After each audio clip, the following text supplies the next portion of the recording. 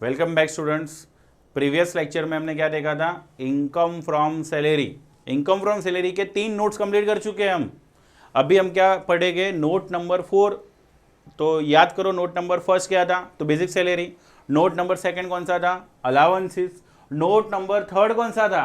तो provident fund. अभी हम क्या देखेंगे? Note number 4। Note number 4 is a gratuity. Gratuity होता क्या है? तो सबसे पहले सोचते हैं कि व्हाट इज ग्रेच्युटी। ग्रेच्युटी मतलब खुशी का पैसा। सपोज बॉस हमारे काम को लेके बहुत खुश हो गया, एम्प्लॉई ने जो वर्क किया है वो देख के बॉस अपनी खुशी जताना चाहता है, ठीक है? तो वो अपनी खुशी कैसे जताएगा? तो मॉनेटरी बेनिफिट देके, पैसा देके। तो दैट्स कॉल्ड ग्रेच्युटी। तो gratuity is a additional benefit over and above of salary. ये हर साल मिलेगा? नहीं, जरूरी नहीं है। It is depend upon the work of the employee. अगर एम्प्लॉई ने कुछ एक्स्ट्रा ऑर्डिनरी वर्क किया है, कंपनी को एम्प्लॉई की वजह से बहुत बड़ा बेनिफिट हुआ है, तो वो बेनिफिट में से कुछ हिस्सा ग्रेच्युटी के नाम पे कंपनी ट्रांसफर करेगी। किसको ट्रांसफर करेगी? एम्प्लॉई को, ठीक है? तो ग्रेच्युटी इज अ गिफ्ट। आप इसको गिफ्ट भी बोल सकते हो एक तरीके का। तो ग्रेच्युटी एग्जेम्प्ट होता है अंडर सेक्शन 10(10). कौन से सेक्शन में ग्रेच्युटी एग्जेम्प्ट है? तो gratuity is exempt under section 10(10). अब देखते हैं ग्रेच्युटी कौन से एम्प्लॉय को मिलती है। तो नंबर 1, गवर्नमेंट एम्प्लॉय।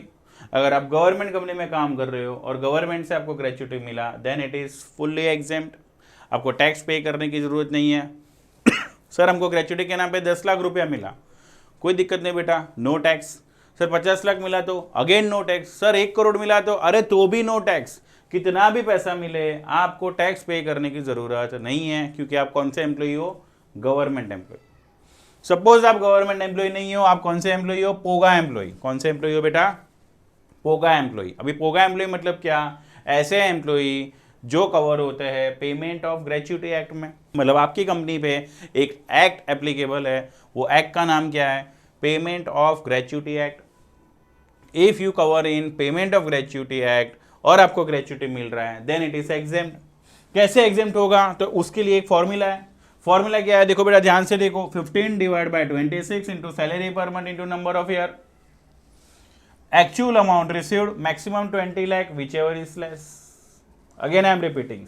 फॉर्मूला क्या बना है? 15 divide bye 26 into salary per month into number of year of service. Actual amount received maximum rupees 20 lakh whichever is less. 15 divide bye 26, इसका मतलब क्या होता है? तो पूरे साल में 30 दिन, सॉरी पूरे महीने में 30 दिन होते हैं। आधा महीना ले लो और पूरा महीना एम्प्लॉय काम नहीं करता है, क्योंकि 4 संडे छोड़ दो तो 26। तो 15 डिवाइड बाय 26 मतलब 15 दिन का salary, multiply by salary per month, multiply by number of year. Actual amount received maximum 20 lakh. सारा अमाउंट आपको क्वेश्चन में दिया रहेगा, आपको जस्ट कंपेयर करना है विद द अमाउंट रिसीव्ड। समझो आपको अमाउंट रिसीव्ड हुआ है 50 लाख और फॉर्मूला से आपको आ रहा है यहाँ पे 10 लाख। तो एग्जाम कितना होगा? 10 lakh rupees. It means 40 lakh will be taxable. If you are other employ, other employ होगा तो क्या होगा? तो 15 divide by 30 into salary per month into number of year. Actual amount received maximum rupees 20 lakh whichever is less. Again I am repeating, 15 divide by 30 into salary per month, actual amount received maximum rupees 20 lakh whichever is lower. दोनों ही case में formula same है। सिर्फ यहाँ पे 15/26 है, यहाँ पे 15/30 है। 15/30 को बहुत सारी टेक्स्ट बुक में हाफ भी लिखा है, तो चाहो तो तुम हाफ बोलो या तो फिर 15 डिवाइड बाय 30 बोलो। दोनों ही केस में आंसर्स सेम आएंगे। अब यहाँ देखो, यहाँ पे सैलरी का मतलब क्या होता है? तो ईयर सैलरी मतलब latest basic salary plus latest dearness allowances in terms. Again I am repeating, latest basic salary plus latest dearness allowances in terms and not in terms both. क्योंकि पोगा एम्प्लॉय है, याद क्या रखने का? पोगा है तो सब कुछ है। क्या बोलोगे? पोगा है तो सब कुछ है। डीए इन टर्म्स भी है, DA in not in terms भी है, और फ्रैक्शन भी है। अभी फ्रैक्शन भी है का मतलब क्या होता है? तो देखो, number of year of service, fraction should be rounded off if it is more than 6 months. मतलब किसी एम्प्लॉय ने काम किया है 25 साल और 9 महीना, तो हम 25 साल नहीं लेंगे, हम कितना लेंगे? 26 ईयर। किसी एम्प्लॉई ने समझो काम किया है 25 साल और 10 महीना, तो हम कितना लेंगे 26 ईयर, ठीक है। But here salary is equal to average basic salary, average dearness allowances in terms और average turnover commission, average of preceding 10 months, पिछले 10 महीने का आपको क्या लेना है, एवरेज लेना है। मतलब पिछले 10 महीने की जितनी भी सैलरी होगी उसको ऐड करो, डिवाइड बाय 10।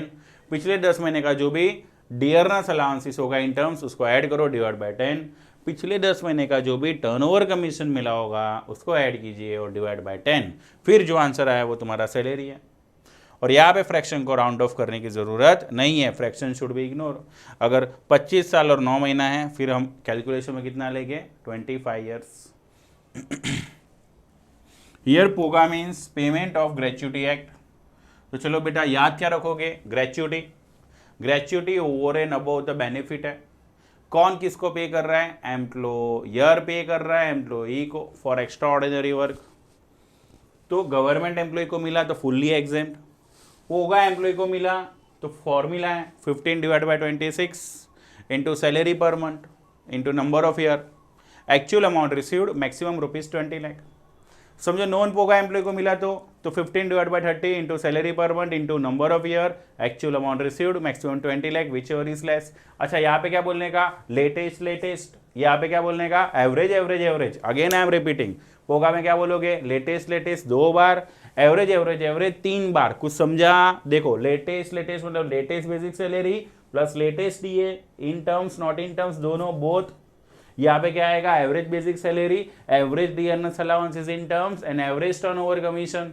मतलब यहाँ पे एवरेज एवरेज एवरेज 3 बार, ठीक है। यहाँ पे एवरेज किस चीज का लेके हम नॉन पोगा एम्प्लॉई में, तो प्रीसीडिंग 10 मंथ्स का। यहाँ पे लेटेस्ट लेटेस्ट मतलब पिछला जो लास्ट सैलरी होगा वो देखो, पिछला जो last dearness allowances in terms होगा वो देखो। तो क्या याद रखोगे बेटा, तो पोगा है तो सब कुछ है, डीए इन टर्म्स है, DA in not in terms भी है और फ्रैक्शन राउंड ऑफ भी है। यहाँ पे फ्रैक्शन राउंड ऑफ करने की जरूरत नहीं है। ये सब चीजें जब हम सम सॉल्व करेंगे तब एक और बार रिपीट करेंगे और डिटेल में देखेंगे वापिस से। Next one will B note number 5। तो देखो बेटा नोट नंबर 5 किस चीज के लिए है, पेंशन। क्या याद रखना है आपको कि पेंशन है तो टेंशन नहीं है। क्या याद रखोगे, पेंशन है तो टेंशन नहीं है। तो pension is a monthly amount received after retirement. जैसे ही एम्प्लॉय का रिटायरमेंट होता है उसको मंथली पेंशन मिलता है या तो लमसम अमाउंट मिलता है, depend upon the employment, depend upon the employer scheme. On the retirement employee has option to convert his monthly pension into lump sum amount. अगर एम्प्लॉई चाहे तो अपने मंथली पेंशन को लमसम अमाउंट में कन्वर्ट कर सकता है। लमसम अमाउंट मतलब एक साथ दे दिया फिर आपको पेंशन मिलेगा नहीं। Such lump sum amount known as commuted pension. ये जो लमसम अमाउंट होता है उसको क्या बोलते हैं बेटा, तो कम्यूटेड पेंशन। आगे देखो, pension divide into 2 parts, commuted pension, uncommuted pension. Uncommuted pension मतलब received on monthly basis, it is fully taxable for all type of employee. बेटा ऑल टाइप ऑफ एम्प्लॉई मतलब गवर्नमेंट एम्प्लॉई को भी taxable, other employee को भी taxable, ठीक है।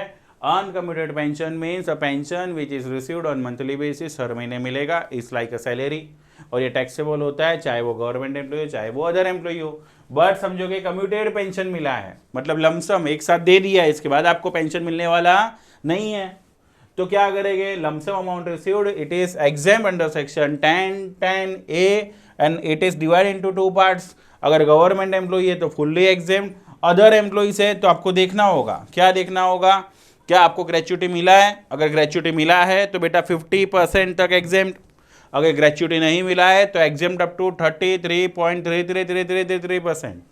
Again I am repeating, if gratuity received then 33.3333% exempt, if gratuity not received then 50% exempt।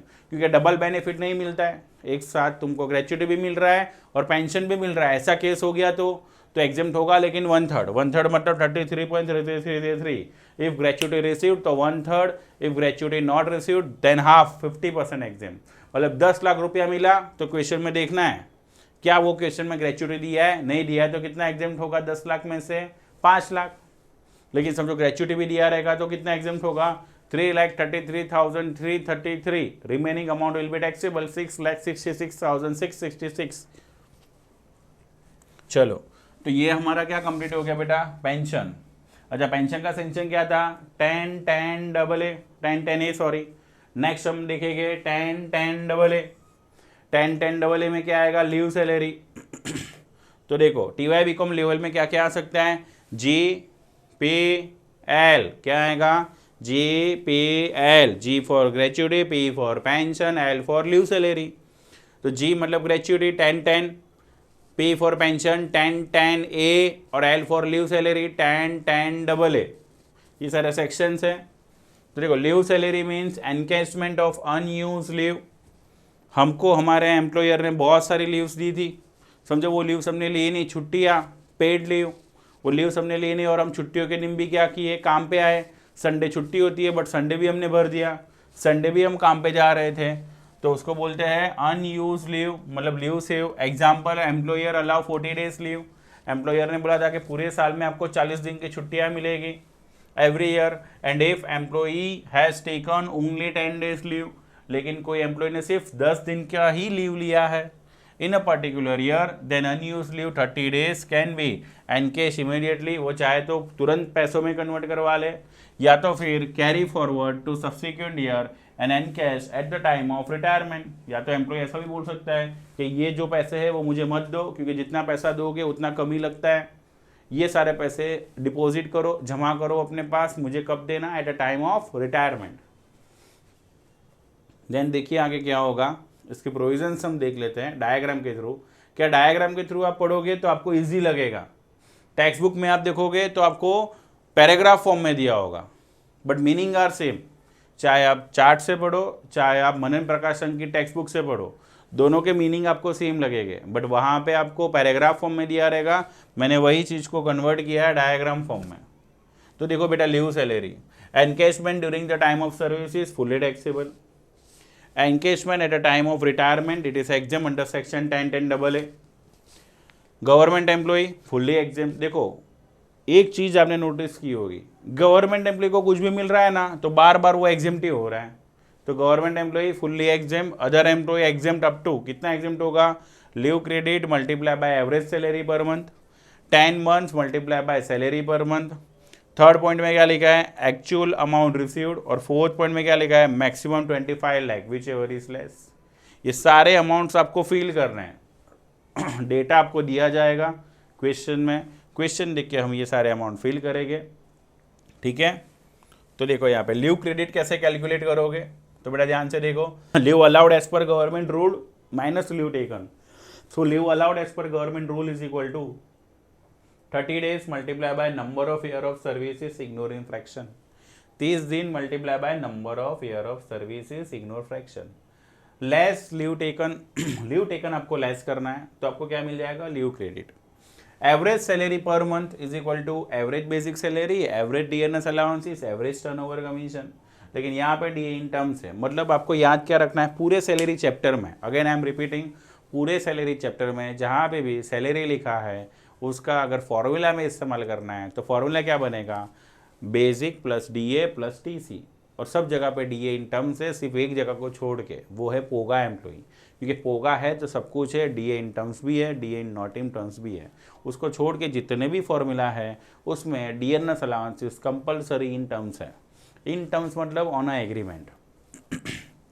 अब आगे देखिए, average of the last 10 months up to the date of retirement, retirement के date को भी लेके हम उसका एवरेज करेंगे, और previous 10 month. In case of the gratuity month of retirement should be ignore, gratuity के केस में रिटायरमेंट मंथ इग्नोर करते हैं, बट लीव सैलरी के केस में रिटायरिंग मंथ इंक्लूड करते हैं, ठीक है। मतलब कोई बंदा अगर रिटायर हो रहा है जनवरी में तो जनवरी का भी सैलरी देखा जाएगा in a time of leave salary, but in a time of gratuity जनवरी मंथ्स को छोड़ देना है, आपको दिसंबर से जाना है। लाइक फॉर एग्जांपल दिसंबर, नवंबर, अक्टूबर, सितंबर, वैसे 10 महीने का एवरेज सैलरी लोगे। चलो अब हम देखते हैं note number 7। Note number 7 is a voluntary retirement compensation. देखो नाम में ही काम है, क्या लिखा है बेटा, वॉलेंट्री रिटायरमेंट कंपनसेशन।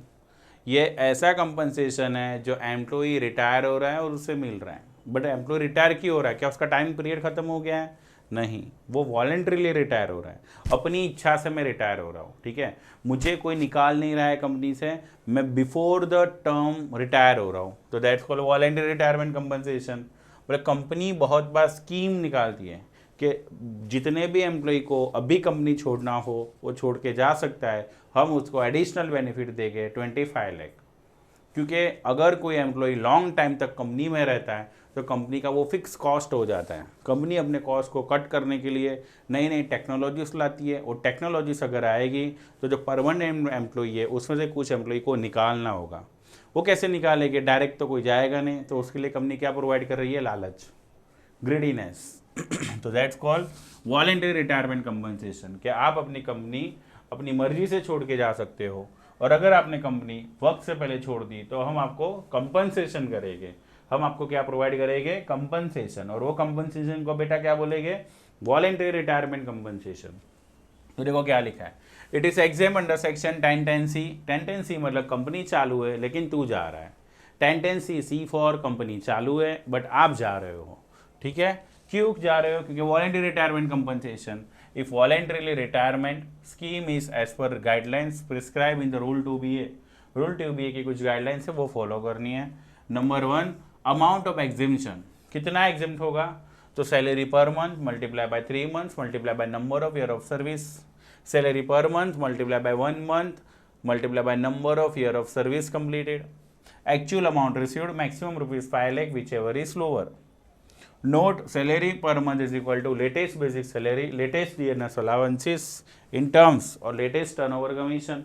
मतलब यहाँ पे लेटेस्ट है, यहाँ पे एवरेज करने की ज़रूरत नहीं है।